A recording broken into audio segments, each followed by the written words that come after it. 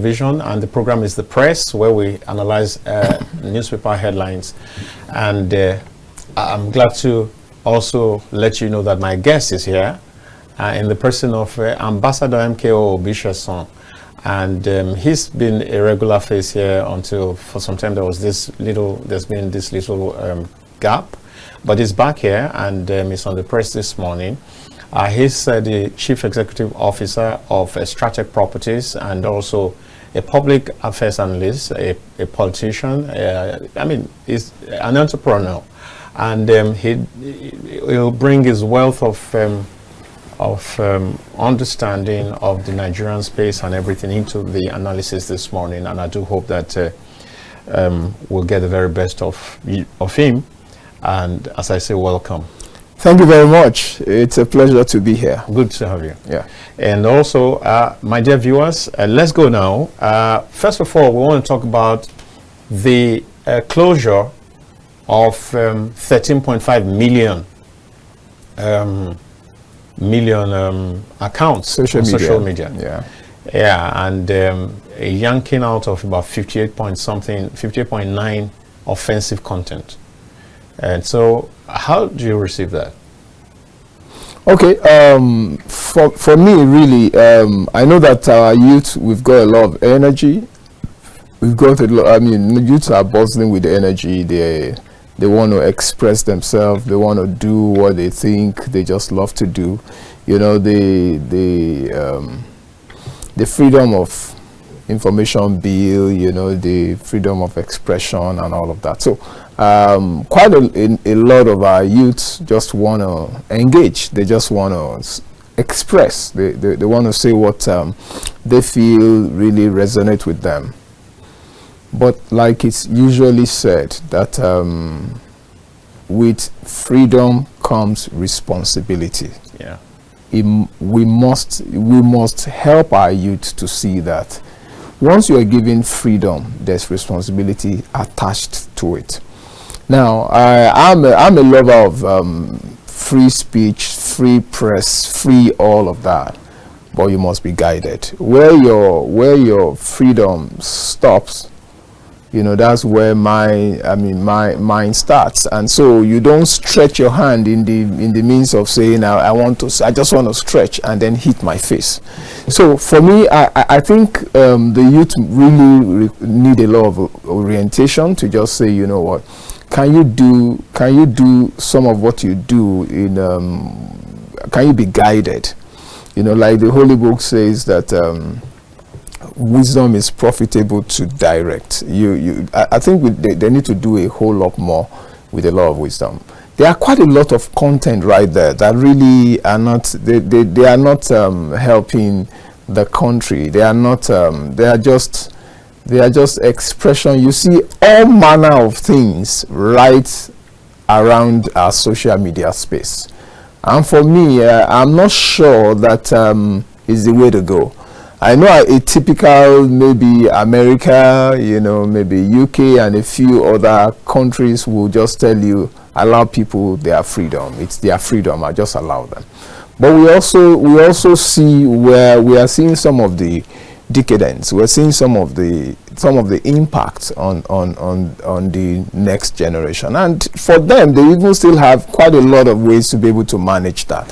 For me, you also see some other a bit conservative countries, you know, where almost everything is controlled, almost everything is censored, almost everything is really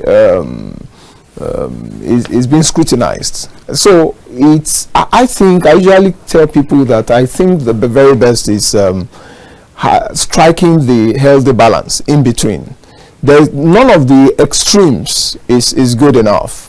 Total freedom without any whatever, yab anybody, talk to anyone anyhow, say the lies, say even so what they call fake news, carry anything, and then later after you have damaged the reputation of people, you just say, oh sorry, that's what I say. Especially again, even with the advent of AI, you see a lot of people will In fact, they'll put your face and what you say, your voice and everything, and they'll put it in a very criminal engagement, and you can't, people can't say the difference.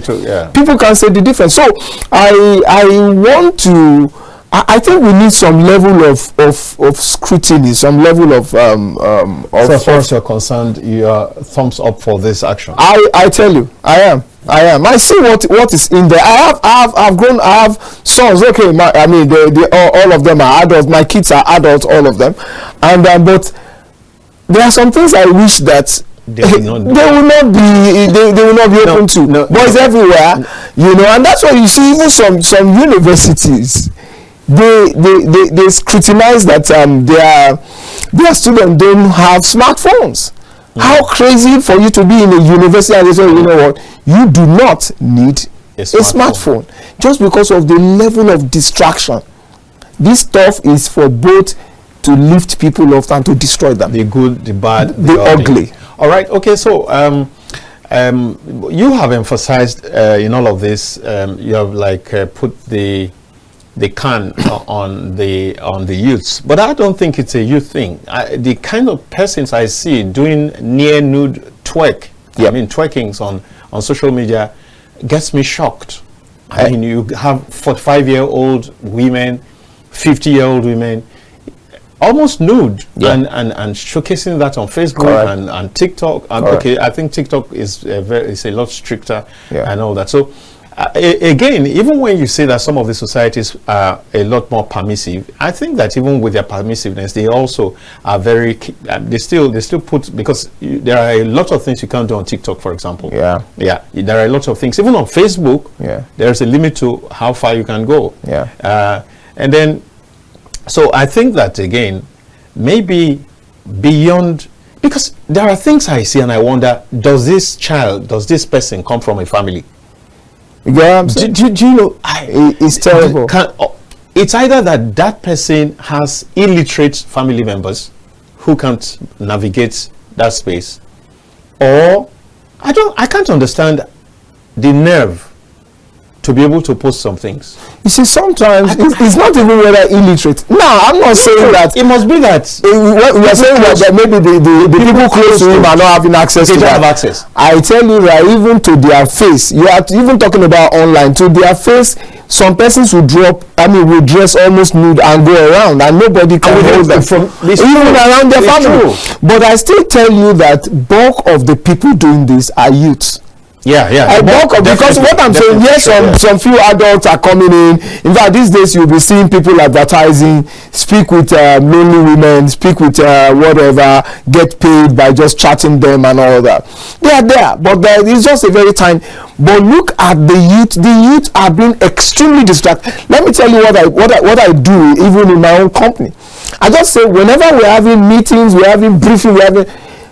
Corpers don't come, and corpers and young staff don't come with your phone. Just keep it somewhere there. Just come over here, because while they are at the meeting, I'm not talking about even at their desk. At the meeting, they are restless. They are always on phone. What are you doing with the phone? So I am saying, much as I know that, like you have said, it comes with the good, the bad, the ugly, but I feel that more still need to be done, whether in terms of parenting. Yes, we can start from the area of parenting to our kids, so that they can really understand that. Look, I tell people, I said, if you're not careful, this very small phone in your hands is enough to destroy your life. It's going to distract you. It's going to. And the worst thing now is that the algorithm is such that anything that you go to search, they will bring avalanche of search to your page. So if for any reason you just mistakenly search a particular content, then the phone itself by the algorithm will bring many of such to you, will just keep you busy in that space. So you can be all through the day and you can never exhaust the internet. So I think that really it's a good thing. I think it's to be honest to you, it's a good thing, because if you ask the youth, the problem will come, Ambassador. The problem will come when government begins to hide behind that to now do some witch hunting, maybe take down opposing information, take down critical stuff, even though constructive, take down some of those kind of things, that's when there'll be a problem. But for now, I think this is really laudable. I think this is. I think it's beautiful. If that time comes, I really agree with you can sue. The fact that government at this, there was a time during Goodluck Jonathan. Do you know something? The FG bagged about 800 billion debts on liabilities during, because of court cases and all that. You have to tell the people that, look, the police and the rest of them, be careful who you arrest, because people were suing the federal government right, left, and center, and getting judgment. So the issue also is that, you see, it's a careful balance.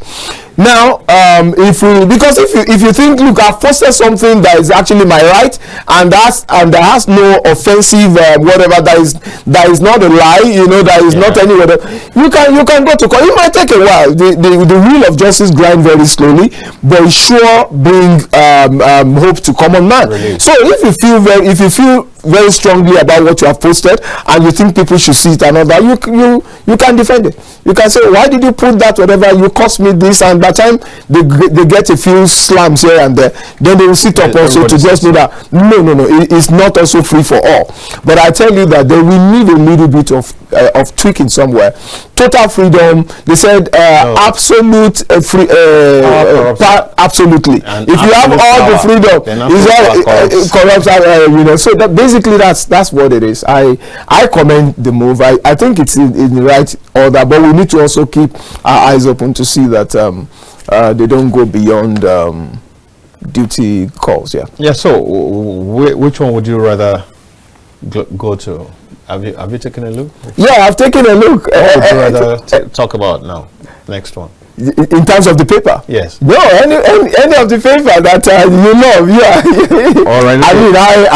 I look at it from business angle. I look at things how it's affecting economy. I look at things how it's affecting the social life of people and all of that. But hey, you being right there, just ask me what you. Okay. Yeah. So let's take. There's this mounting opposition from different quarters against the proposed increase in pay for political office holders. Where do you stand on this? Sincerely, I think it's just not necessary. You don't need any increase in salary for politicians right now. You don't.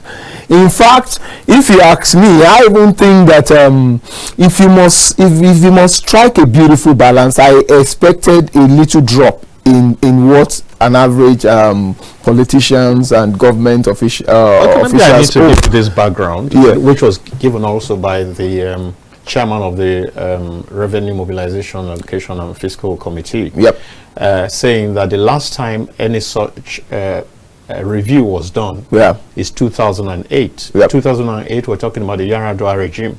So whatever it is it all right to leave wages, considering the depreciation of our money? Is it right to leave wages at the level, this is 2025, at the level of 2008, which is 17 years ago? Does it really make sense? I get where you're coming from. I get that narrative, but let's look at the and when you're done with the theoretical stuff, you look at the practical now. And let's take usually I don't like to take them, but they are still the easiest to be able to actually analyze it. I'm talking about the National Assembly people. Right. Now, if you look at an average house of rep person, maybe they said 15 million, and if you per month, and if you look at the senator, maybe 21. Now, this contested. This does not cover them. No. We're talking maybe the governors, the president, the commissioners, the ministers. I am telling you that it covers them. It's the same. Whatever happened to National Assembly is the same. Ultimate. Now, if you tell me a minister that flies like 5-6 jeep when he's going, what increase? What do you want to increase for him? I think it's what you have to strike. This where I'm going is that if we have a system that clearly states how many vehicles can be in your convoy, how many police people can be around you. That has been done. No, it's been done on the paper. Have you one day checked me? Tell Minister, the Honorable Minister for FCT, Wike, that why do you run this number of vehicles when you're going out? Have you taken him on recently? Have you taken him on that? No, like what's Look, my office is just beside him. It's a convoy of vehicles. Maybe one of these. I don't want to say that I'm going to record whatever and then go back. It becomes petty. But the point I'm trying to say is, if you're saying what I'm earning is low and it needs to be brought up, you also with the same side need to look at the fact that what I have access to is also they must be able to reduce it so that I don't have unlimited access to the government. You know that really gets me is that beyond that, just in addition to what you're saying, beyond that, we should also be able to say that you don't put your hand in our till. Let's be sure that you're not putting your hand in our. That's what I'm saying. Beyond what you're entitled to. And so if we agree to pay Mr. President 10 million, I don't mind. No problem. I don't mind. Please let it be that's what he gets. Yes, it's official. Let it be that he does not have a fiat to go and buy a jet and to go and repair the vice president's house with 20-something billion. No, let it be that there is a system. There is a SOP, standard operating procedure, that some of the some of the procurement and all of that decision makings will go through. That is when you can say, okay guys, we have scrutinized this site such that they can have access to it, and anybody who has access to it will actually get himself blamed by being taken. Yes, exactly. So guys, I think we need to open up this. The two must be discussed side by side. Yes. You don't just say since 2018 or 2008 there has not been an increment. Is it fair? That looks like, wow, really is not fair. Let's increase it. But this same person has on every single time he travels. He's traveling free. It's not. That's one. He's carrying a load of people. He gets an allowance. Yes, for going. Humongous amounts. Yes. I mean, what do they call it now? Is it BTA or what? Yes. They get all that. Yeah. And then this person is running free fuel, has a free accommodation, total free, every free. And you know something. Exactly. Even the corruption part is that the people come gift you in the name of gift, but it's actually a way to rob your back so that you can rob his, the contractors and all of that. All I'm trying to say is, look, Nigeria, even beyond all of that, and please, the fact that I just said Wike, I'm talking about all ministers. Yes, I don't mean Wike. So that's not the intention. Yeah. The intention is just to let you know that for now we do not have a system that checkmates excessive access to common purse, and if we don't, then people see that they live in luxury. Yes. Look at recently they just said that the government they had to freeze 4 accounts of the immediate past NNPC boss, Melekari. 4 accounts. They said the humongous amount that is there, it can't justify what those money is doing there. Now, if you ask me that, okay, it's not because you are the one speaking for them now, that you say, no, we are not talking about House of Rep or senators. But that's actually, I mean, that's that's a public figure, but he has access to the common purse. So all I'm saying is, we must find a way by which you increase this. I don't mind if their pay is increased. I don't mind, but I'm saying in the same vein, check that they do not have undue access to common purse, because that means you will need to strengthen the conduct bureau, correct, to ensure that what they come in with, do you know what some politicians do now? When they go declare, I'm telling you, they will mark it up. So for instance, if they don't have, if I want just say, let's say 5 billion or 10 billion right now, because I'm going into office, I will now declare that I want 100 billion, so that the 10 billion that I want, I am looking for how to raise that 90 to join it. By the time I'm leaving the office, they will not check. They say, okay, the thing is that 110 billion. But it shows clearly that our agencies are not doing their jobs. Because if somebody puts in 100 billion, there should be a way of checking. Sure, there should, and it should be immediate. I mean, if you say you have 5 houses, whereas you have only one, you must bring the CFOs, you must bring the documents, you must bring the building plan. We must see them physically. So the agencies must rise up to their duty. Sure. I think that's what it is. Now, dear viewers, it's about time you can weigh in on this. We've taken 2 items already, and we're going to the third. And this is interesting to me, how somebody moves from senator to governor and to Oba. I don't. I've looked at it severally. I'm just looking at. I mean, is that not going down? Because if I remember correctly, monarchs are under the local government. Under the local government. Sure. So a local government chairman can fire you. Yeah, sure. Sure. Maybe I'm not getting it. I mean, they get their staff of office from the governor. Let's even use it as from the governor. Okay. So it means that it's a subject of a governor. Of the governor. Or a former governor being would it not be more prestigious to just remain ex-governor? You see, the way is like... You always be in office no matter the office. No. It's like a retirement benefit. You see, it's like going back to the village to sit with your people, and money and resources can still keep coming. And then you can also have a say once in a while when you speak for the entire Ibadan or for the entire Oyo State. Imagine someone who has spoken for the entire Oyo State. Yes. Now being limited to speaking for Ibadan. That is why they are also now telling you that if they are first-class Obas, they will not only be speaking for Ibadan, they will be speaking for the country. So all the first-class Obas, you might be from the southwest, south, anywhere you are, but you are regarded as somebody who actually has whose jurisdiction is like the country, so to speak. That's why it is actually called first-class Obas. That those ones that you can say, like Ooni of Ife, for instance, is seen as a first-class Oba, Sultan of Sokoto, and all of those first-class Obas. So really, it's like you saw even what Sanusi now. Sanusi has been given governor of the central and then to go and contest. Look at the tussle. He has passed through. Yes, look at the tussle. They dethroned him. He had to come back. They did not only they banished him. They banished him. They threw him away. They sent him to Nasarawa and all of that. So you see what they go through. Why should I put myself through that? No. There's so much because their word is reverberate all through the country, not just even in Kano alone.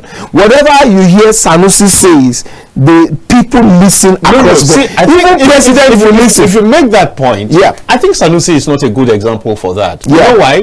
Because even as CBN governor, he talks. Exactly. And his talk shakes everywhere. Shakes the he talk. If he wasn't, he doesn't need that additional. For me, no, he does. That you now begin to micro. I mean, if God has made you macro, and then you make yourself micro. No, you are the one who said it. Now, if Sanusi had not been an emir, there are certain things you will not be able to say.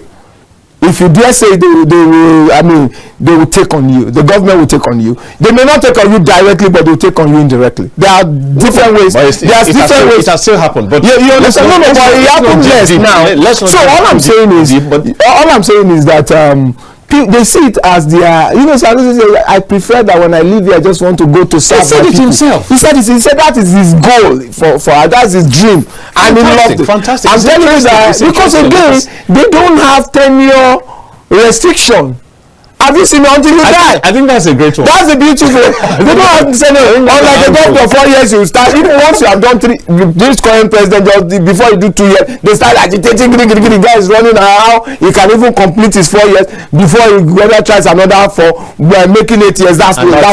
No matter how good what you have, that's all. But for the monarch, even if they can stay 30 years. 100 years. I've had people stay 30 years. If you stay 100, nobody look at King of what's it called? Queen of England, that's why they're just there. The Prime Minister, of UK, will be running the government, but they're just there, and they have Look, the award is born. I mean, the award is like what's it called?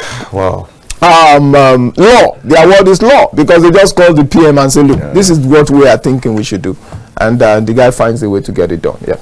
Wow, very, very interesting. Yeah. Because every single time I have looked at it, senator, governor, wow, then I now become, well, it's okay. There are such examples across I cannot wait because 26th of September. So the guy is already the governor is going to meet him. The arranger is going to be and all of that. You know, saw that in the news. So that's what it is. You know. So for me, really, I think it's just that's the way it is in this part of the world. There are some other places where nobody sends what you're doing. Everybody just move on their own. So that's the way it is, and that's why they're also agitating now. Restricted. I mean, they're also agitating now. Was very powerful. Yeah. And then right now, King Charles. Yeah. Very powerful. Yeah. So they're also agitating now that they should have constitutional role.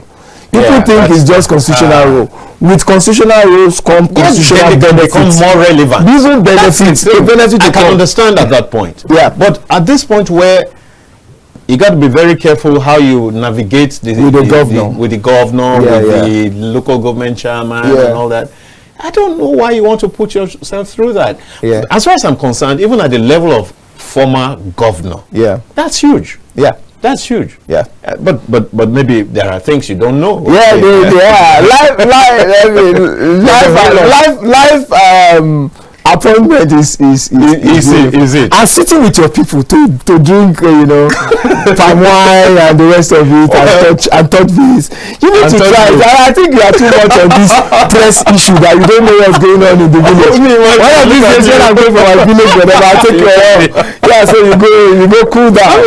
I don't know. So that's the way it is. I don't know. A whole lot of stuff. The casualty figure now for those guys who were hit at the mosque is 32. And there was this story yesterday of how motorists, some trailers blocked the way at Giri Junction. Yeah. How long are we going to put up with those kind of things? You get offended, then you block the entire road and cut off traffic and just, cause a quagmire. I think that people should truly, really pay for those kind of actions. Really pay such that others who see them paying, I'm not necessarily talking paying or money. I'm saying who get punished. When others see them, they get deterred from doing those kind of things. Yeah. First, I want to, there's also the story of Wike, because I'm putting them all together because we have limited time. There's also the story of Wike and Makinde,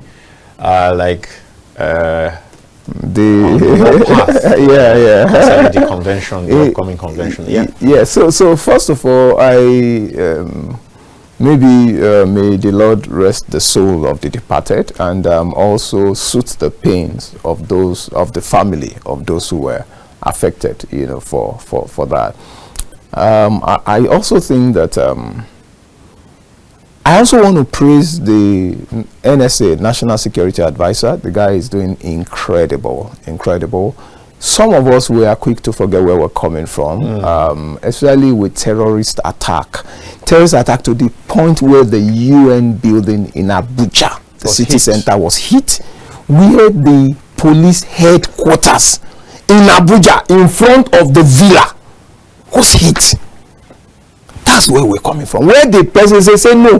They say no, where we are going is to capture the president in the villa. He said that's their ultimate.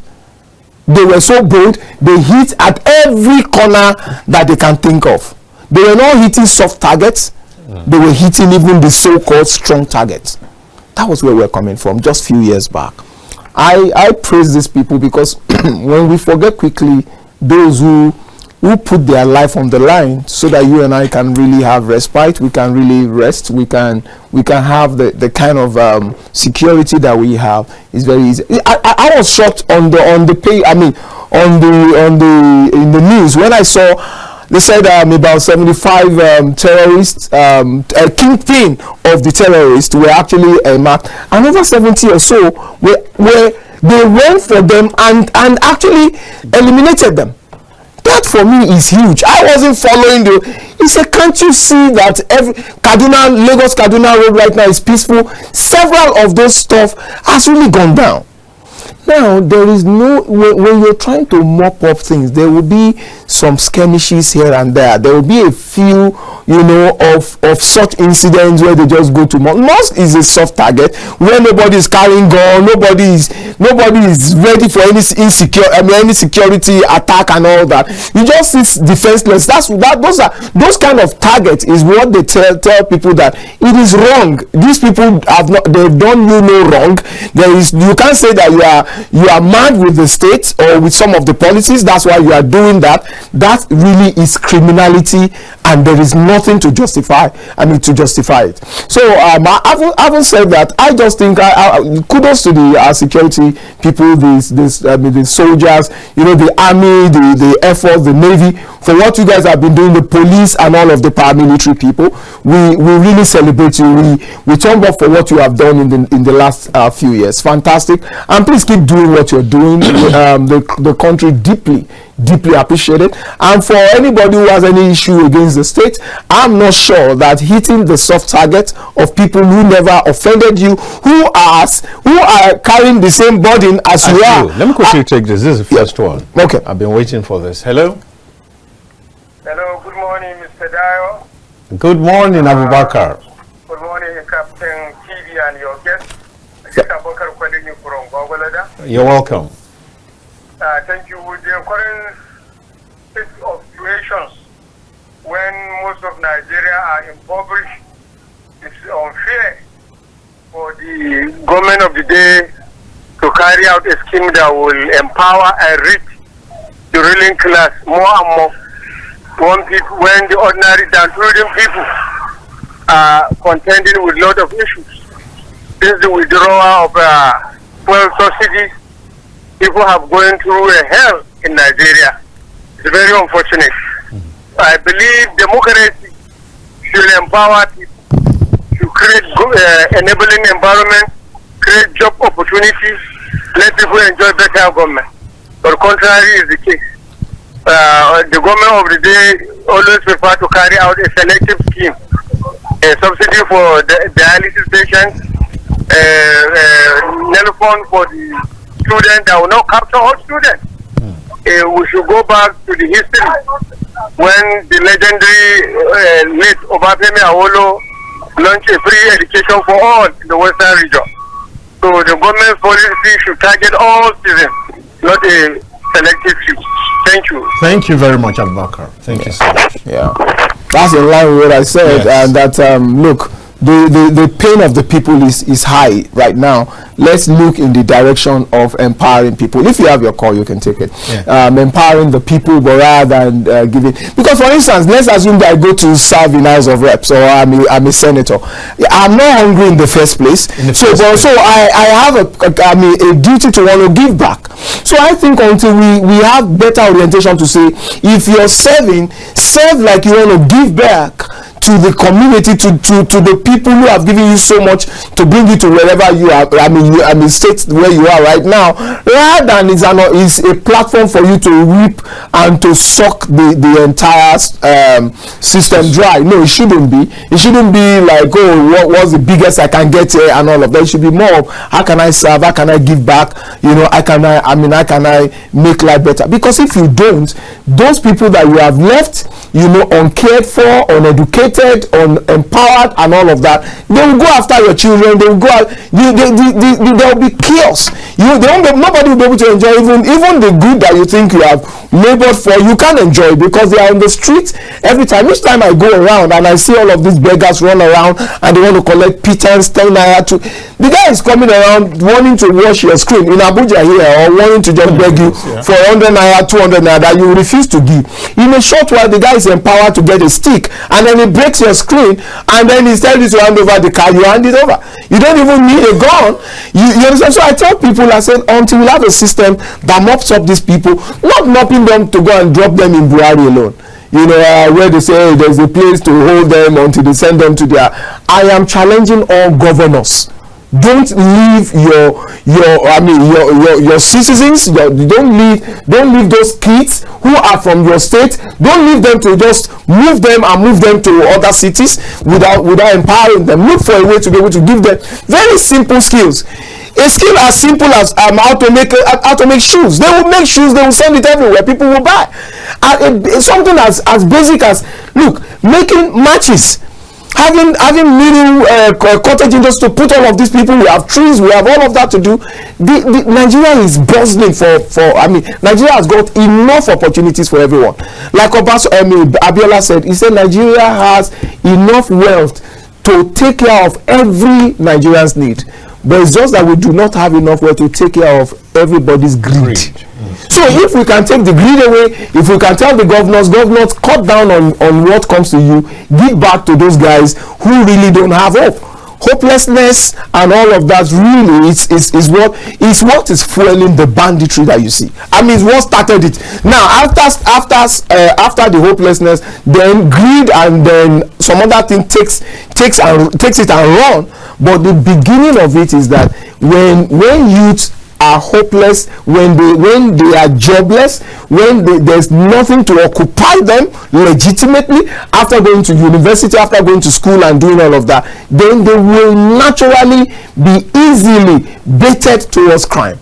And so every chief executive of each of the states, yes, I won't blame the FCT minister mopping them, sending them to their state, but that is not good enough. It is also to engage all of the states that you think are actually doing the most damage. For instance, if you pack, let's say, 10,000 kids, which of the states do you have the highest? They engage the governor and say, you know what, I have your citizens, your kids, your whatever, over 1,000 coming from your. What can you do? Do you want to have an empowerment place where these kids are there? I was shocked when Billy Kerry said he was formerly an Almajiri. Almajiri, yeah. So how do you now change this Almajiri to be like a Mele Kyari? And you know the thing, there is no shortage of space for everybody to succeed. People don't know that. Everyone can succeed. Everybody can have enough to be able to feed themselves. We don't have to have at least to live a decent life. Yeah. The only thing is that they must be organized. The leaders must really be up and doing for them. All right. We're going to have to leave it there and continue with the Wike meeting, and also TICAD, the Tokyo International Conference on African Development is right on in Tokyo, Japan right now. Our president is there. The government is targeting $1 billion trade and some other opportunities and all that. Let's see how we can put all this together. So for me, the Wike and the Makinde matter. It's I want to challenge these two leaders because they are fantastic people. Wike has done well for Rivers, in terms of for me, from my own angle, is contestable. From my angle, in terms of infrastructural development and all of that. And he has brought that same streak to Abuja. How he's doing it, he's getting it. Even his enemy will say that you must acknowledge the fact that when it came to the FCT, because the guy understands what needs to be done. If you first of all check all that is on ground, you look at the 90% done, 10% uncompleted, he marks certain uncompleted projects all around the city, and he starts finishing and ticking them off. And the guy has within 9 months right now I would say about 2 years, but within 10 months. Within 10 months of his first year. So he did fantastically well, and Mr. President is proud of him. Now look at Makinde. Makinde too is a strong person in PDP and exactly in Southwest. The base where they are trying to actually have, where the Mr. President also came from Southwest, and they are trying to have a romance, to be able to really do that. For me, I think it is still a fallout of when. Funny enough, Wike and Makinde and Otom and the two others, they used to be chummy. They were chummy. They left the PDP together to just say, no, we're not going to agree. Power must move to the south. I think they are both together when it comes to power must go to south after 8 years of not. But then they are not together when it comes to who That is the challenge right now. You know, that's why they say that politics is about interest. It's about interest. You can have permanent interest but no permanent friends. No. Once your interest changes between two parties, you may go your different ways. So that's exactly what's happening. And you could come back again when your interest. You can see that Makinde is seeing an opportunity to suddenly pick the presidential ticket of PDP. So he saw that, he said, guys, is it possible for me to just move as a governor, no stopping, and I move to become the president? If that is good, no Satan should stop it. No. He might even feel that he might not get it, but at least it will. Allow me. His CV would have been the presidential ticket. That is what some of the things that is working for the Peter Obi of this world. I mean, the whatever to say, okay, the last presidential whatever for Labour. If you see. Some other presidential candidates and all of that. Yeah. So he also want to have that added to his CV. Yeah. But Wike on his own side is feeling like, do not weaken the number of persons coming from South, because it can be a strategy in the hands of because as far as Wike is concerned, he wants to weaken the PDP. At least at the presidential. No, he's gone beyond that. Weakening the PDP was the past, whatever, and he has achieved that. Now, the point now is that he is saying for the 2027, allow Tinubu to come. Exactly. So he doesn't any sharing of those votes. He doesn't want the sharing of the vote. So he keeps telling everybody, say, look, if you are from the South, leave this second term for Tinubu. Now, because if you look at the other flip for the North, Atiku and just a very few. No. You used to be. I don't know now. You used to be of the PDP. I am. All right, great. Of the PDP. In all of this, does this not make the party lame duck? I mean, no. Like looking like Lucozade, as they say in Nigeria, the party is just there. Somebody is just doing whatever he likes, and getting away with it, and all of it. Impacting on the party very negatively, bringing it down, and it doesn't seem to be able. The organization seems to be crippled. Yeah, you see something. Once it's like a snowball. Once it starts, it gathers momentum, it gathers size as it goes down the slope. And I've been saying, if you remember, how that there was need for disciplinary action. I've been saying that for over a year. And you did say, and I think a few other persons said, there has to be a balance between, because I keep saying, if you want to do reconciliation, how do you do reconciliation with people who have refused to drop their defiance? Hello, the person to be disciplined is the person who is paid. They say who pays the piper dictates the tune. These are the two people paying the bills now, Atiku and Wike. How do you discipline them? How? You see, so when you just bring the word discipline, I just laugh. How do you want to discipline an Atiku who bankrolls a whole lot of stuff that happened in PDP anywhere that he goes, whether it is PDP or he pays for them, and a Wike that even during the hardest time of PDP, Wike single-handedly funded all of those dry time for PDP. Then you woke up one day, you say you want to discipline them. How do you want to discipline them? You want them to get up. Even you did not even discipline Atiku. You took off. Now is now with ADC. Very good. So which is better? No. We are done with the issue. Let's not overflow this because we don't have the time. Maybe we can find some other time and do this on the policy. Maybe. Yeah, sure. We don't really have much of the time right now. We have less than about 2 minutes. Yeah. And so let's just conclude on whatever. So basically, for me, all I want to say is that, gentlemen, I'm talking about the Honorable Minister. Fantastic job you've done. Fantastic. You've spoken for some of us in PDP, even when we had no voice, part of which I am one of them. I love what Wike has done, to be able to say no. We gave you space.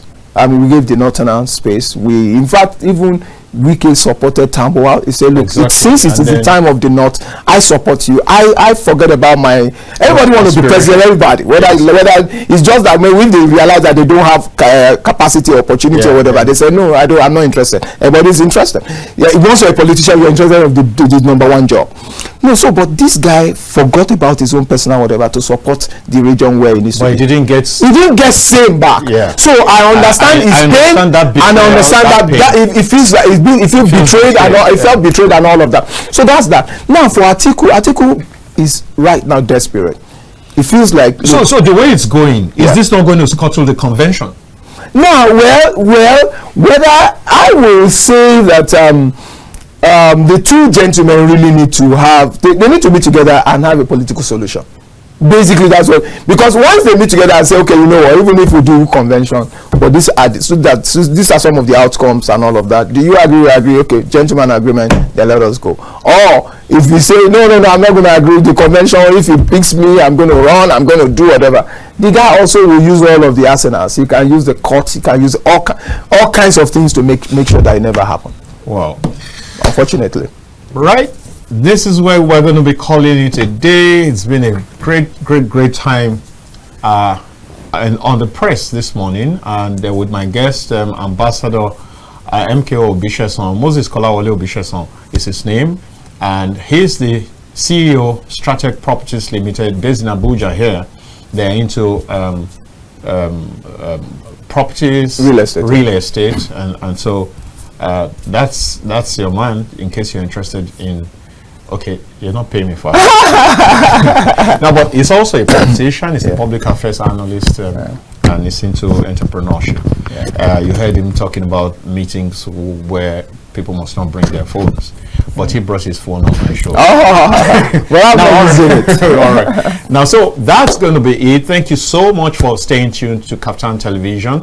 And I'll be back here at 2 p.m. for the polity. I invite you. This is an open invitation for you to please come back if you ever have any reason not to stay tuned all through. Please do return at 2 with me to join me on the polity.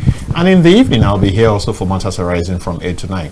Now, that's just to really give you a heads up so you can choose to stay with me. I know you'll stay with me. Now, thanks for this part, and please stay focused on Captain TV and tell your neighbors, tell everyone, there's no TV station that does it better like Captain TV. Like Captain TV. All right, so, and thank you, production team. My name is Dayo Magun. I'm out.